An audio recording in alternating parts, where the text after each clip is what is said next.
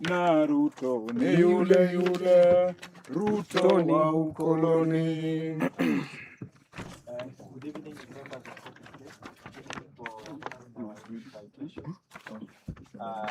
we are all fully aware what if you are ready, you can start. Okay, asanteni sana kwa Mboya na tutaanza the statement. To Ruto and illegitimate President Suluhu, the people of East Africa reject your threats and shall continue to defend democracy. Sisi kama wananchi wa Jumuiya ya Afrika Mashariki, a collective of civil society actors, defenders of human rights and democracy, issued this urgent and unequivocal condemnation of the dangerous remarks made by the illegitimate president of Tanzania, Samia Suluhu Hassan. We are not threatened by your calls for transnational violence and brutal repression. Your appeal for the suspension of rule of law in East Africa. We shall continue to defend our hard-earned freedoms and what remains of democracy in East Africa. When Suluhu declared nitawapiga Mikwaju in Dar es Salaam, Tanzania, on May 4th, she used a Kiswahili expression that translates to I will beat them hard or I will crack down on them. The context was a threat of force against democracy defenders, protesters, and dissenters. William Ruto, present at the event, appeared to endorse a statement, signaling tacit approval for this hardline stance. In doing so, she invoked a method of misrule East Africa already knows too well.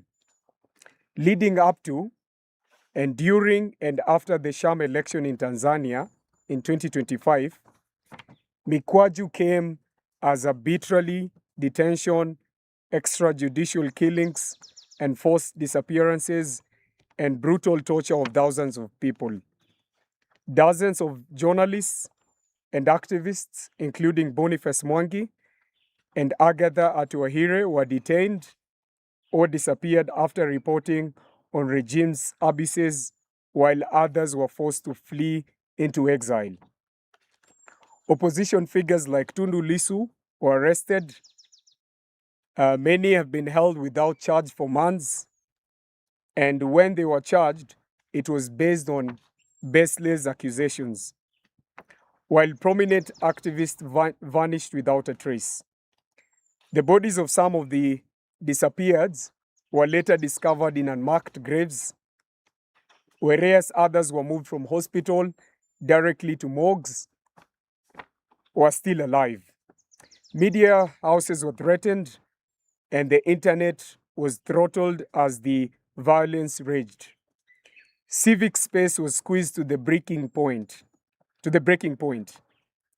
That record is not disputed, and regional and international bodies have acknowledged and documented it.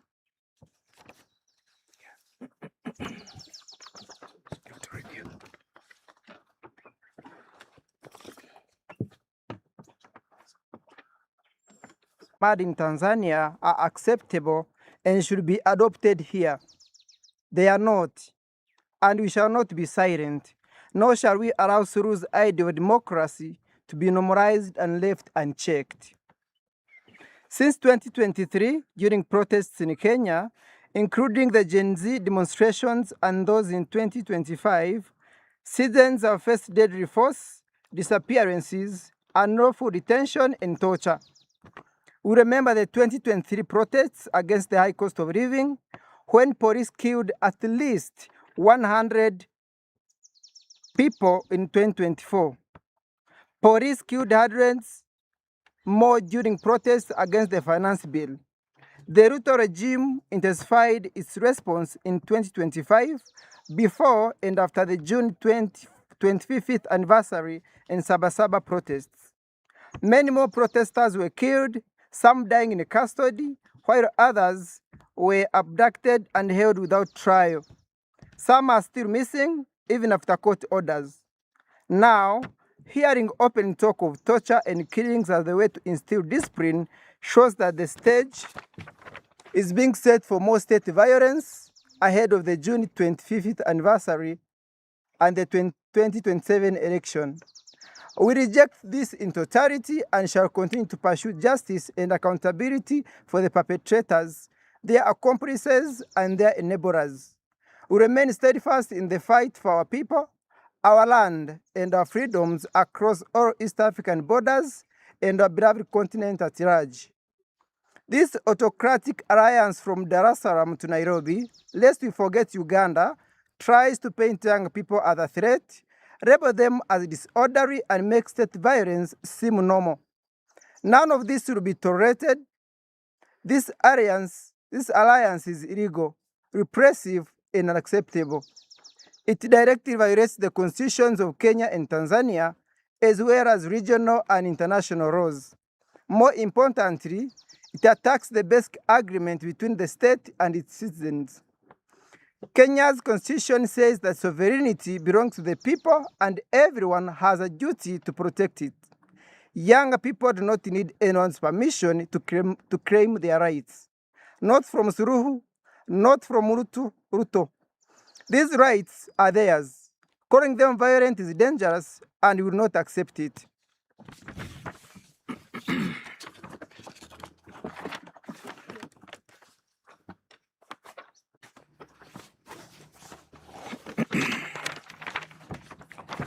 So based on the foregoing, we'll make the following demands.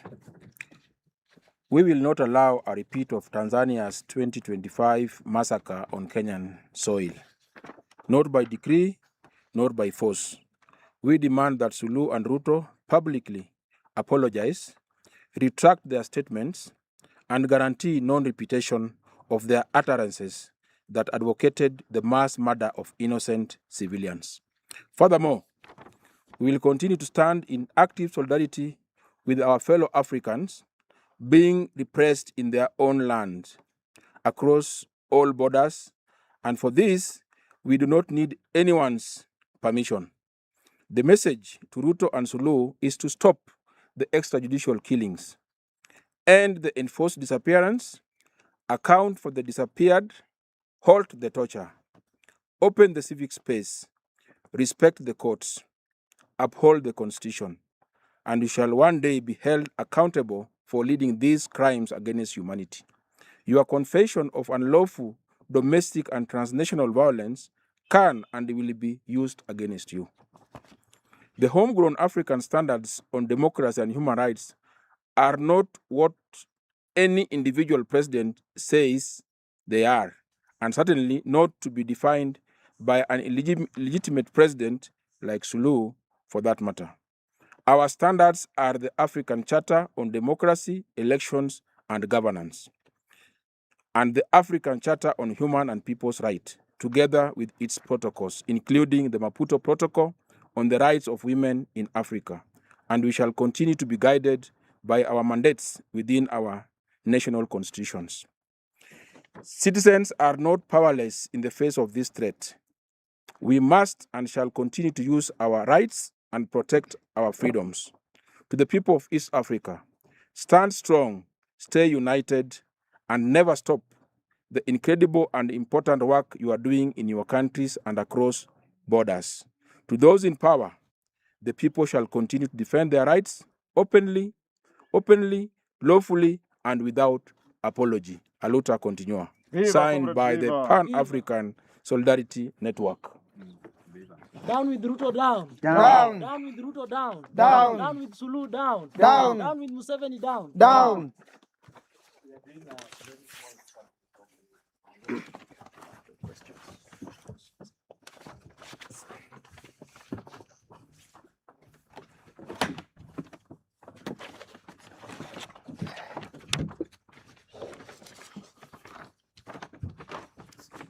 Taanza na kwa majibu ambayo aliyatoa kwenye hotuba aliyotoa juzi Mei tarehe 4 wakiwa pale Dar es Salaam.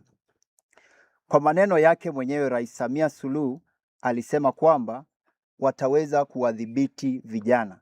Tunajua vizuri kwamba wale wanaovuka mipaka wanapaswa, alimaanisha kwamba wale wanaovuka mipaka wanapaswa kuchapwa kwa mikwaju. Tuliona yaliyomtukia Boniface Mwangi na Agatha Atuaire kule Tanzania. Pia tukaona yaliyomtukia Bob Jagi na Nicholas Oyo. Tunazidi kusema hivi, maadili ya kitaifa, kauli hizi si za ajabu tu, zinashangaza kila Mwanaafrika anayependa demokrasia. Kwa hayo tunayoyaongelelea, hii hali inatia wasiwasi na inaonekana nchini Kenya kuanzia maandamano ya mwaka wa 2023 ambapo tuliona vijana jinsi walivyokadhibiwa na kuuawa. Mwaka wa 2024 pia kwenye maandamano ya Sabasaba. Harakati nyingine kama hizo tumeona raia wakizidi kupigwa. Muunganiko huu wa matamshi na vitendo kati ya serikali hizi mbili unaonyesha kihalali kwa kuhalalisha ukandamizaji wa haki za binadamu na pia kudhibiti yeyote anayopinga hizi serikali za jumuiya yetu.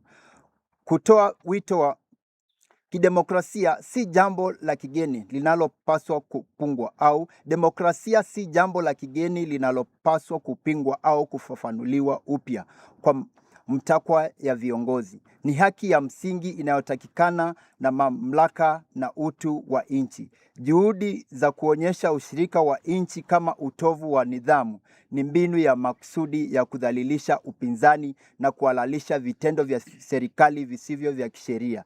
Tunapopinga vikali jaribio lolote la kuhalalisha ukatili dhidi ya raia au kuhalifu wanaharakati na vijana, madai yetu kwa serikali ya Tanzania na Kenya ni kufutwa mbali kwa matamshi hayo, kuzingatia kikamilifu katiba, utawala wa sheria na wajibu wa haki za binadamu, kusitishwa kwa vitisho, kukamatwa kiholela, utekaji, kupotezwa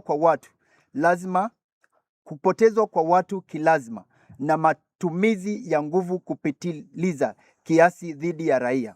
Pia tunataka hivi kufanyika kwa uchunguzi huru wa uwazi wenye uwajibikaji kuhusu ukiukaji wowote wa haki za binadamu.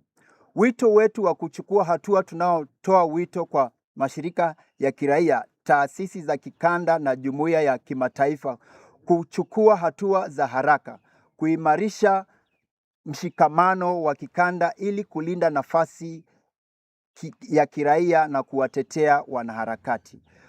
Pia kunapaswa kuwa na rekodi na kufichua ukiukaji wa haki za binadamu ili kuhakikisha uwajibikaji kikamilifu.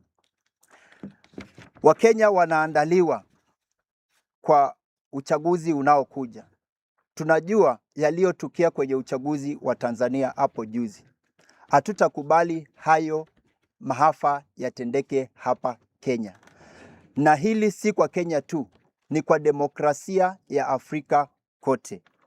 Kwa hiyo, leo kama wananchi wa Afrika Mashariki na Afrika kote, tunasema hivi, hatutaletewa tafsiri mpya ya demokrasia.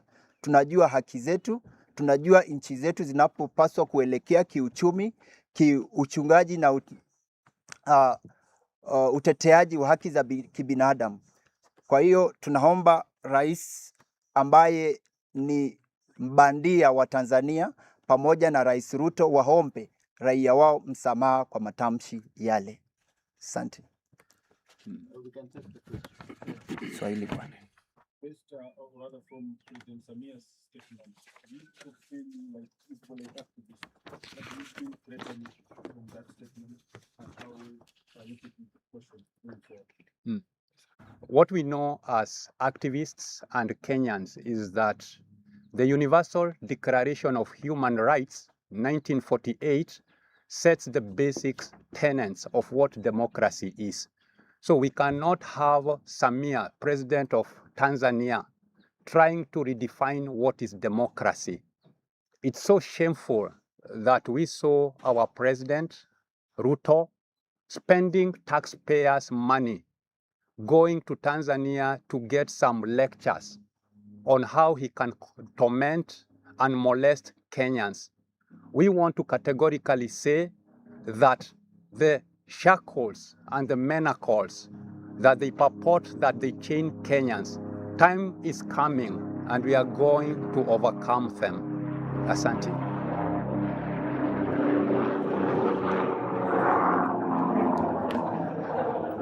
Hiyo swali ya Inoro, tunajua na tuko tayari, tunaandaa kama wananchi wa Kenya kuenda kwa uchaguzi mwaka ujao, na tunajua jinsi ambavyo uchaguzi zetu zimekuwa, na kama nchi ambayo ni ya kidemokrasia na tuko na constitution, Samia Suluhu sio mwenye aliandika sheria za Kenya, ni Wakenya wenyewe ndio waliandika sheria za Kenya. So Samia Suluhu cannot advise us how we are going to govern ourselves. Samia Suluhu should stay out of Kenyan issues the same way they requested us to stay out of their issues when they were having election and killing young people. So we are going to condemn, and we are going to also tell William Ruto, shame on you for sitting down and listening to that illegitimate president lecturing you and telling you how to govern your country. When the Kenyan people put you in power, they did not expect you kuenda kupewa mawaidha na rais bandia wa Tanzania. Asante.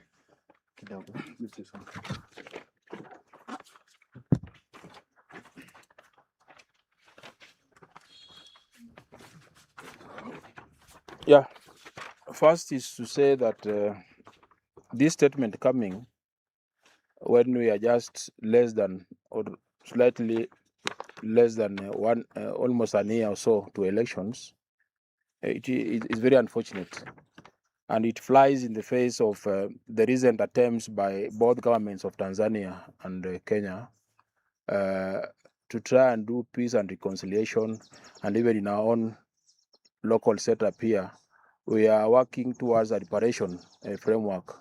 You remember the sort talked about 2 billion to compensate victims of police atrocities.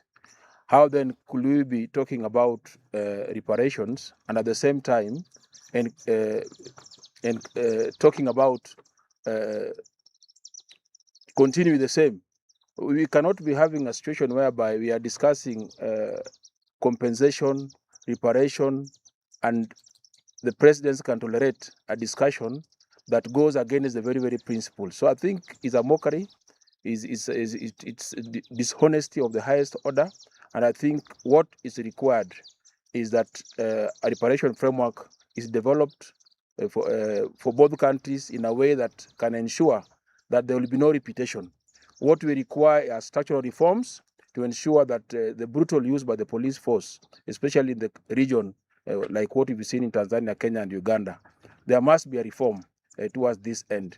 But when we start tolerating this kind of discussions of Mikwaju, I think they are being very honest, and it points that they are not serious about whatever discussions we are having around reparations in the two countries. Why did they form the commissions of inquiry in Tanzania, and why are we engaging in a process of compensation for victims if we can still talk about Mikwajos and concerted or collaborative efforts to continue stifle democracy in the region? I think it's very dishonest of them. Kataa mauaji, kataa. Kataa. Kataa Ruto, kataa. We know human rights have no boundaries, and Ruto is trying to get some notes from Mama Suluhu, who came to power through blood. And we will not allow that as Kenyans. Just as we exported the revolution, that is the Gen Z revolution, to Tanzania, to Uganda, to Mozambique, and to other parts of the world, we will also export the new definition of democracy to Tanzania after 2027. We feel that Ruto is just looking for where to go for refuge or to seek refuge after 2027. That's why he's talking of investing in Tanzania while he's privatizing Kenyan resources. That is, the national resources are being privatized. Why are you doing it here in Kenya? But when you go out there, you are speaking of investing in Tanzania. We want every country to remain sovereign as they have always wanted. We want our citizens to keep colluding and sharing information as the governments are doing. Because as citizens, if we relent, these two men and one woman will finish this region by ensuring that there will be democracy will never see right again, and the freedoms that were fought by our forefathers, by our heroes like Mzee Mwinyi, Mzee Raila Amolo Odinga, Mzee Mkapa, those are the freedoms that we want to expand space for them to grow. But when we embrace these leaders who are just there to suffocate the democracy that was hard won, we are doomed. Thank you. Let me say this. Nor Samia, who is inventing Mikwajus. Mikwajus have been there since this earth was created.